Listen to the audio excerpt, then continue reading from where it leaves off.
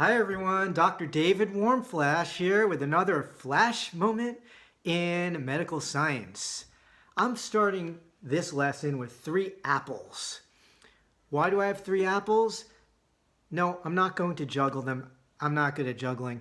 But I want to talk about something connected with the number 3, namely the Triad of Virchow, Virchow's triad, which is how we can assess the likelihood that somebody is going to have a thrombosis problem, blood clots, 3 factors that contribute to blood clots.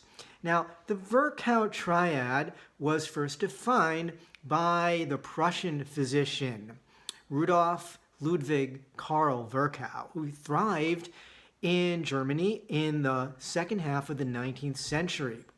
And he's got his hands all over the emergence of modern medicine. The Virchow triad is something we're focusing on in this lecture, but he's also at the root of the emergence of pathology as a part of medicine. He also had kind of a very interesting and colorful career that was not only about medicine. He was also an archaeologist, a physical anthropologist. He was involved in politics. In fact, he is one of the pioneers in the emergence of public health as a discipline. The idea that medicine is really connected with the whole social well-being of humans in society, that healthcare should improve the human condition. And this was connected with various ideas that he had about what society should do and what government should do to support humans in order for them to be healthy, both physically and mentally.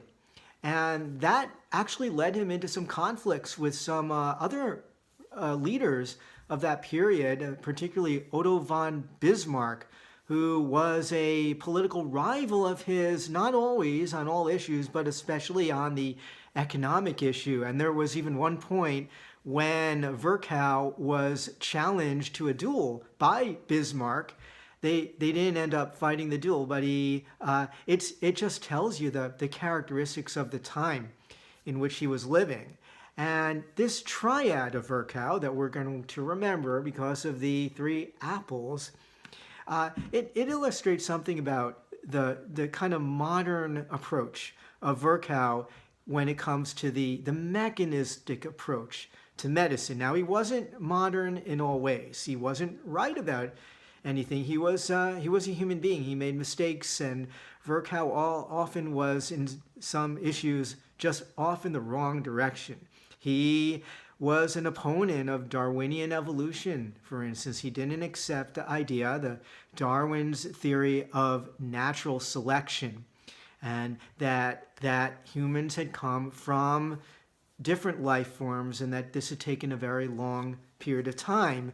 He had a problem with it, but if you look into his disagreement with Darwin, it's really interesting. It's kind of more of a social problem that he had. He kind of conflated biological evolution with social Darwinism, which is something that a generation later an American politician would do, a young politician in the 1890s who would end up dominating the era, William Jennings Bryan, who as an old man would then be the lawyer in the Scopes trial in Tennessee, where he would argue against the teaching of evolution. But when he was younger, he already was against evolution.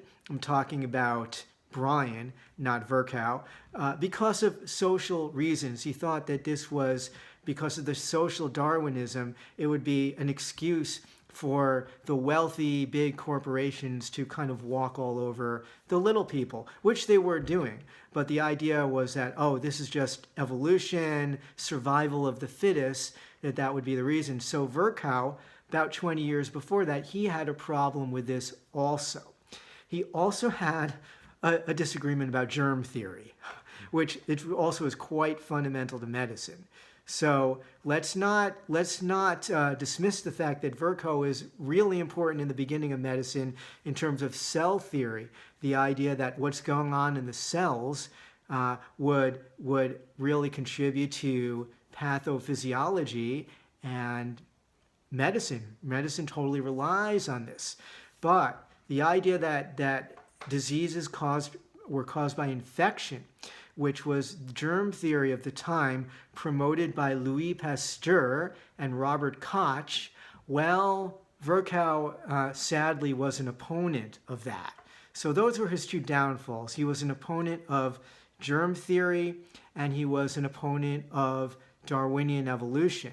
And his opposition to germ theory was so strong that he even was opposed to the innovations that came earlier in the century from Ignaz Semmelweis, who was a Jewish-Hungarian physician who had been working in Vienna during the 1840s and had come to realize that what they were calling childbirth fever, which was this terrible, we know now it was an infection, but they didn't know about this in the 1840s because they didn't know about bacterial infections, that this was causing a lot of women to die. And what was happening in Vienna at the time was that women were dying like crazy, especially when they were attended to by physicians, by obstetrician gynecologists. There was a clinic in Vienna where Semmelweis was working as a physician. And there were certain days of the week when the physicians would attend the pregnant women and run the deliveries, and there were other days of the week, alternating days of the week, when midwives would attend them. And they actually had a much worse death rate from childbirth fever when the physicians were tending them than when the midwives were tending them. And Semmelweis hypothesized that there must be something being transferred between the dissection labs where autopsies were being performed, because what had happened was that a friend and colleague of Semmelweis had been in the dissection labs, in the anatomy labs. He had cut himself, and it turned out he developed childbirth fever, and he was a man with childbirth fever. Even he didn't give birth, but he developed the exact same set of symptoms, a terrible high fever and hypotension, all the same things that were happening to the women dying after childbirth. And Semmelweis realized, he made the connection that, oh, it must be something. He didn't know it was something living, but some kind of agent. We got to start washing hands. And he implemented a policy where everyone would have to start washing hands. And when he did that, very quickly, the death rate from childbirth fever went down to a dramatically lower levels, to the point where now they were even lower than the levels in the midwife section of the hospital. And that really was a major discovery, but it predated germ theory of Pasteur and Koch by just about a generation, and Semmelweis was not taken seriously by the authorities, and he had a tragic end where it kind of drove him crazy, and he ended up in a kind of asylum and ended up getting beaten to death by a guard. But there were people who were kind of onto this and the idea of washing hands, and this kind of all clicked together later in the 19th century when germ theory was emerging. But one of the opponents of that, sadly, was Rudolf Virchow. But when it came to the idea of the mechanisms of the disease outside of germ theory, well, in this case, he kind of was a genius. And that is really what brings us to his famous triad. The Triad of Virchow has 3 prongs. So let's talk about the 3 prongs of the triad. One prong is damage to the inner lining of either a blood vessel or something else that contains the blood. What's an example of damage to the inner lining. Now today we call that inner lining the endothelium. It's a layer of epithelial tissue covering the inside of the vessel. It also covers the inside of anything else that's holding blood. One example would be the heart. Particularly the left atrium of the heart is a place that we often worry about generating blood clots, which could then, the thrombosis, piece of the thrombosis could break off. That's called embolization. It could embolize, and we worry about then an embolus, then getting into the arterial blood, passing through the mitral valve, into the left ventricle, through the aortic valve, into the circulation, and then causing, an infarction, depending on where it goes.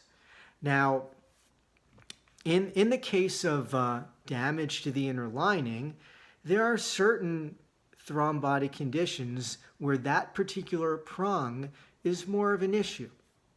We think of coronary artery disease. Here we're really talking about the inner lining of blood vessel damage as one of the major important prongs contributing of the prongs of the Virchow triad, contributing to coronary artery disease. What about the other two prongs?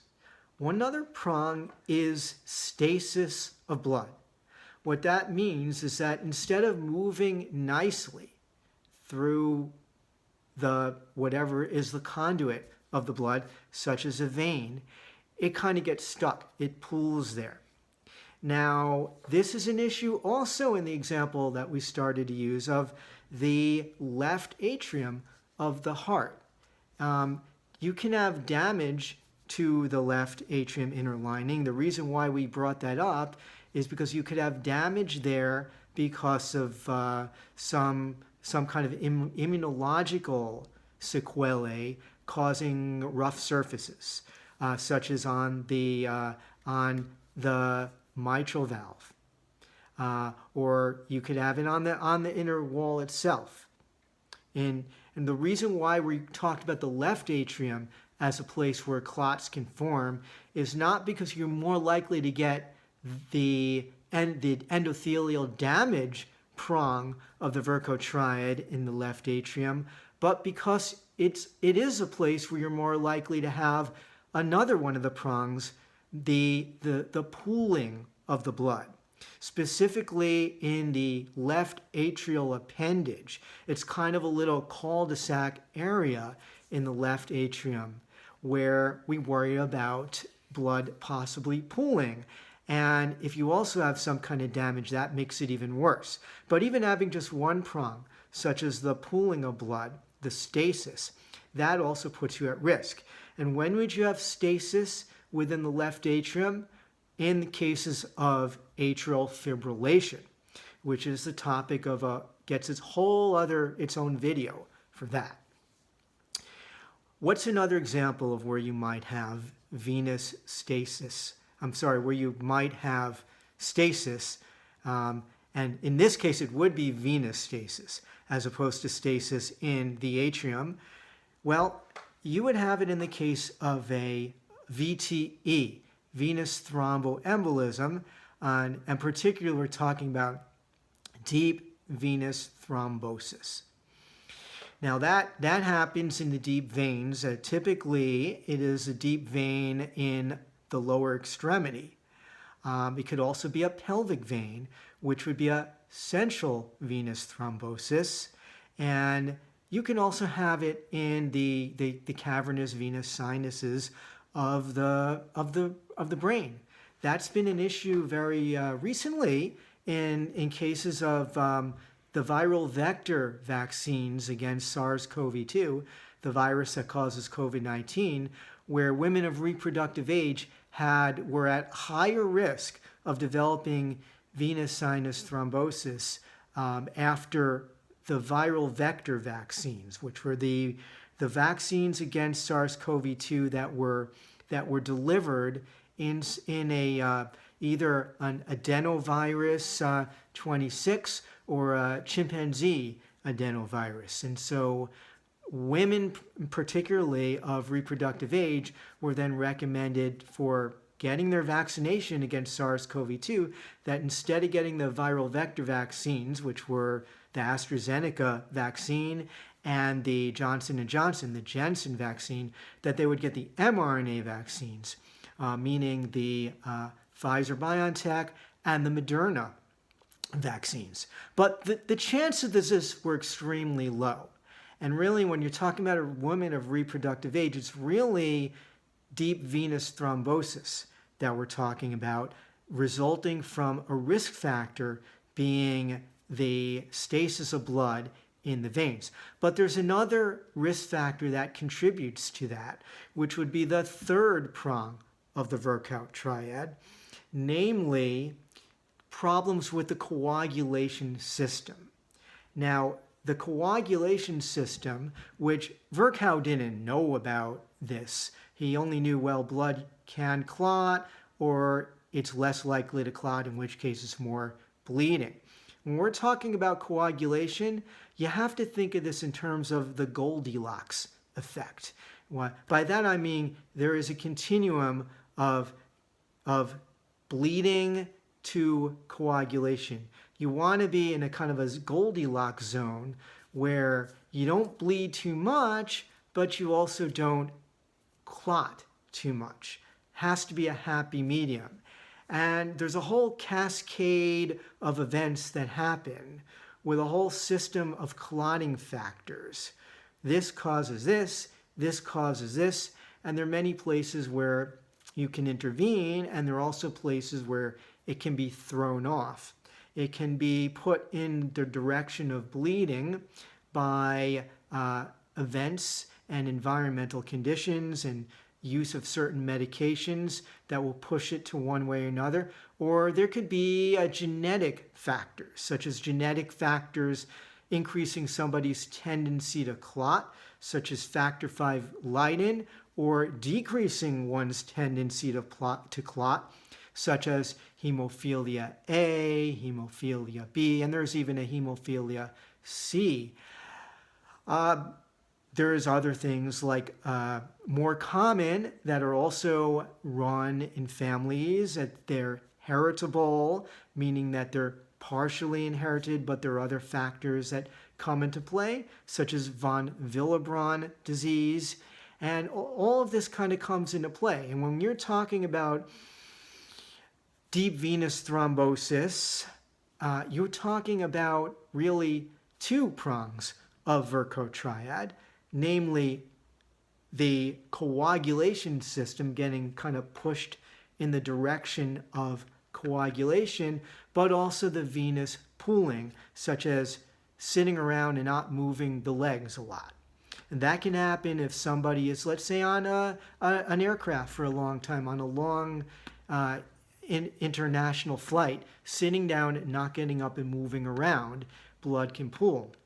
This can be especially problematic during pregnancy, especially toward the end of pregnancy, not only because pregnancy alters the coagulation system, putting it in the direction more toward clotting, but also because as the womb gets very big, it puts pressure on the pelvic veins, and that can cause this pooling, which together with the changes in the coagulation system can increase a woman's chance of forming a thrombosis. And other factors include smoking and the use of oral contraceptives. And actually, putting those two things together, there's more than a multiplicative effect. So actually, a woman who smokes absolutely cannot go on oral contraceptives, because then the chances become extremely high. Smoking combined with pregnancy also increases that chance. So these are just examples of how the Virchow triad come together. Now, why are we using the terms VTE, venous thromboembolism, as well as deep venous thrombosis? Let's just be clear on what the terminology is. Deep venous thrombosis is only the effect of developing a blood clot in a deep vein. And then we can expand the definition to a category called venous thromboembolism to include not only deep venous thrombosis, but a complication that can happen, namely that there will be embolization, formation of an embolus, which would then travel through the venous blood, then cause an embolism, a clot, in a remote site. Now, normally the main concern is that the site would be in the lungs, so pulmonary embolism, because that's where the venous system leads. It takes you through the inferior vena cava from the lower extremities into the right atrium of the heart, into the right ventricle, and then into the pulmonary vasculature till it gets to a point where the vasculature gets narrow enough where the embolus will lodge there and there's a pulmonary embolism. And we'll have different videos talking about how to deal with that. But there are some cases where it can be paradoxical, meaning it won't get stopped in the lungs. It will actually go through from the right side of the heart directly to the left side of the heart. How would that happen? The most likely way this happens is through a patent foraminal valley, which is when the foraminal valley, maybe it has closed because of the pressure differential. The pressure in the left atrium is higher normally than the pressure in the right atrium, and that happens right at birth. When the baby takes his first breaths, the pressure inside the lungs goes down because now the lungs are inflated.